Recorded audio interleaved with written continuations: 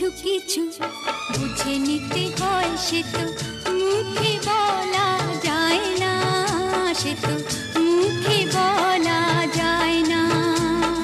কথা কিছু কিছু বুঝে নিতে হয়, সে তো মুখে বলা যায় না, সে তো মুখে বলা যায় না।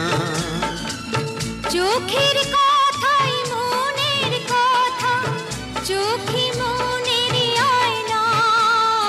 কথা কিছু কিছু বুঝে নিতে হয়, সে তো মুখে বলা যায় না, সে তো মুখে বলা যায় না।